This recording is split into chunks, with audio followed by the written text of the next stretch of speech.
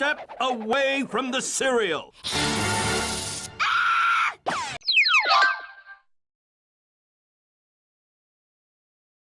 This review has been made possible by Kristen Frades, thanks to his awesome support on Ko-fi. If you want to be like him and order your own request for me to review an animated feature film, short film, TV special, or a single episode of a cartoon of your choice, please head over to my latest commission option. At the time of this writing, there are only a couple of slots open, so reserve yours today. Given the success of these review requests, I'll be sure to refill the slots in the future.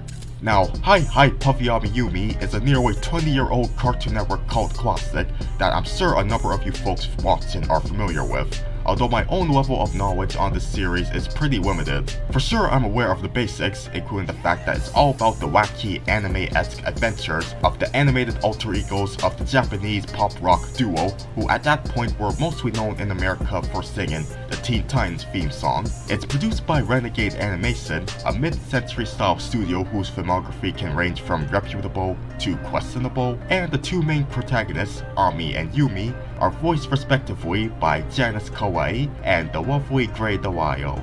However, I kept procrastinating on watching some episodes to see what all the hype was about. Oh yeah, I should note that the show was legitimately popular back in the day, if its presence in the Macy's Thanksgiving Day Parade is any indication of Cartoon Network's high hopes. And it can't beat the Foster's Home for Imaginary Friends float getting rickrolled.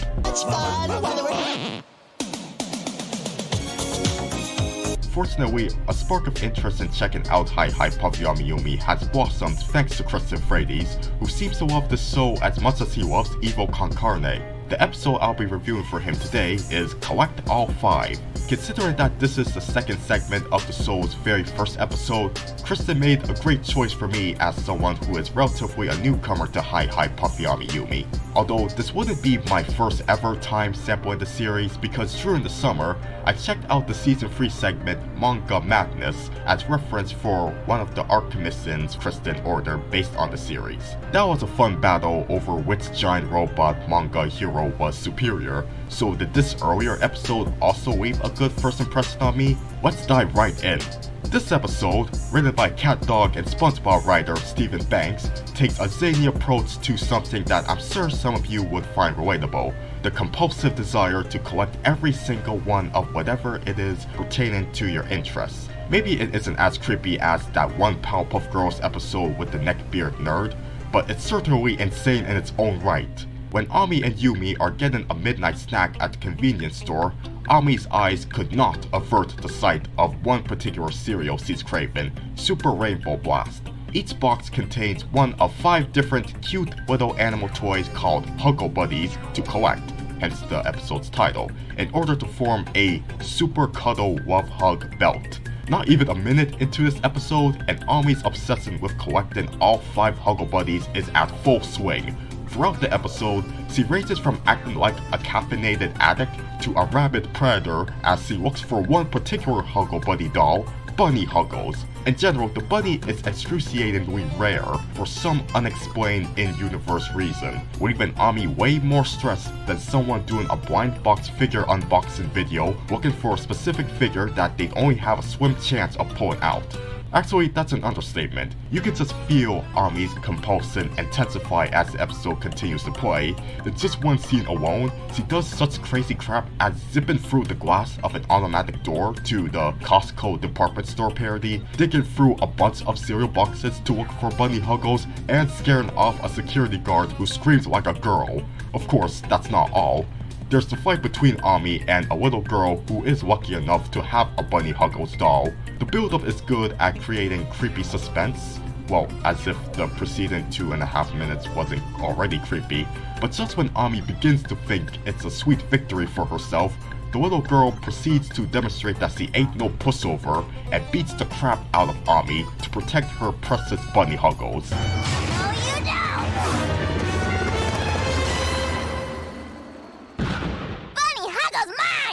By the way, the girl's voice is very obviously Grey DeLisle using the same obnoxious little girl voice she would use for Tootie, Lizzie, Lola Loud, and that fake Mandy doll who came to life. It may be distracting, but, you know, I can't criticize this wonderful woman too much. she's a national treasure. Of course, she does a great job voicing her main role of the cynical Yumi as well. Alright, enough simping.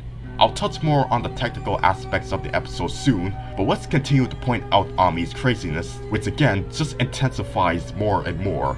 After losing the fight to Wawa back there, Ami's next insane plan is to break into the cereal factory to get a Bunny Huggles doll, which only leads her to that classic cartoon gag of getting trapped in a package on the conveyor belt during the mechanical preparation. It was a good thing the box of cereal Yumi was pouring out while wondering where Ami was happened to be the one that the latter was sipped into, otherwise we'd probably see the former go similarly insane trying to look for her best friend. Despite her sardonic personality, Yumi has a good heart, as exemplified near the end of the episode. She pawns off her favorite guitar to buy Bunny Huggles to finally end Ami's deranged behavior, which at that point had already culminated into forcing the band's manager, Kaz, to dress up like the bunny. Quiet, Bunny Huggles. Tea time isn't over yet. Doesn't Bunny Huggles look pretty today? I liked how there was some subtle foreshadowing to this conclusion earlier in this episode when Ami was looking all over the tour bus for the missing doll.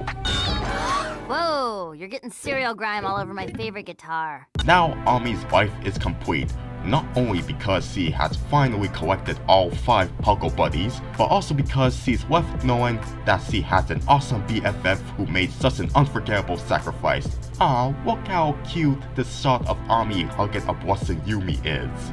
Perhaps unsurprisingly, however, the episode has one of those "here we go again" sort of endings when Ami notices that the Panda Flake cereal has 20 times as many Panda Pal toys to collect as Huggle Buddies. I'll admit, it was a predictable way to cap off such a story told in such an eccentric series like this, but I don't feel like it's a complaint.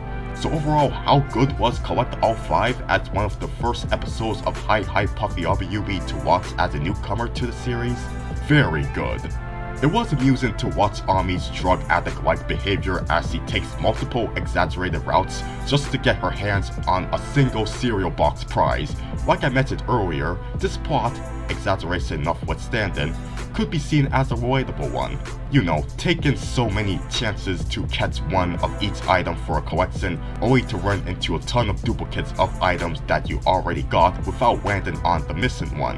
I bet it's the same deal with fast food kids meals, where you have to sacrifice some of your health by buying multiple greasy meals just to collect toys of the latest animated movie tie-in promotion. And I doubt that the people preparing the meals could care less if you already have like 2 talking Alex the Lion figures. You just get what you get.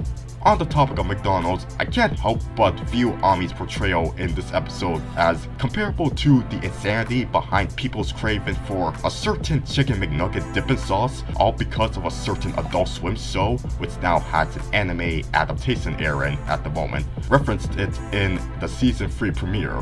Can you believe it's been 7 years since that Speaking of anime, let's get into the animation style and how it complements the emotions in this story. As you may know, Hi Puffy AmiYumi came out during the hype of important Japanese anime to America, and Western animation studios wanted to replicate such a style through other shows like Samurai Jack, Teen Titans, Silent Showdown, and of course Avatar: The Last Airbender. Puffy AmiYumi is more of a full-time wacky comedy compared to those 4, so its artificial anime design and animation styles reflect that tone through bright colors, simplistic chibi-like character designs, and reactionary effects, all while combining them with the flat, graphical UPA style that was also popular during the 2000s and what Renegade Animation specializes in.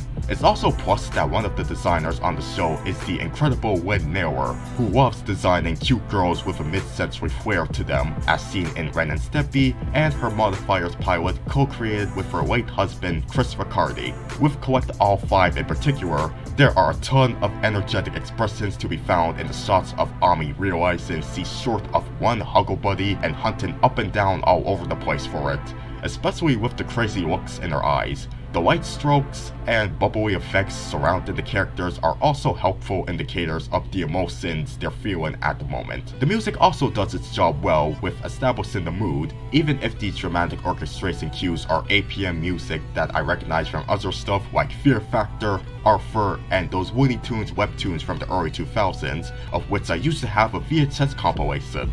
Lastly, I know I was sipping on Grey the Wild as usual earlier in this review, but putting my bias aside, I can't deny that the real star here is Janice Kawaii as the excitable Ami. She nailed the panicky, mentally disturbed state Ami was feeling throughout the episode, and I like the way she screams her pants off in particular.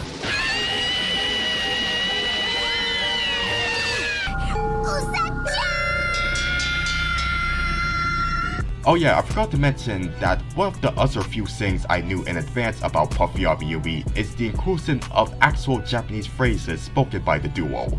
5, 4, 3, 2, 1, midnight snack! While Janice is a Japanese-American woman herself, the white Mexican-American Grey had to be taught the language for her role as Yumi. In today's climate, Yumi would probably be voiced by an actual Japanese woman instead, but regardless, Grey was great, and so was Janice. I have a feeling that I will soon find myself watching more of another fan-favorite cartoon Janice starred in, My Life as a Teenage Robot. Who knows, maybe an episode from that show will be a future review request from Kristen, since he loves it a lot too. But for now, if you're watching this video, Kristen, I thank you for giving me this opportunity to watch one of the first episodes of such a cult favorite Cartoon Network series. While I haven't seen the other 2 segments from episode 1 at the time of this writing, I can say Collect All 5 specifically is a very good introduction to the farcical anime-esque stylings of the series, coupled with a plot that I'm sure some nerds with OCD would relate to.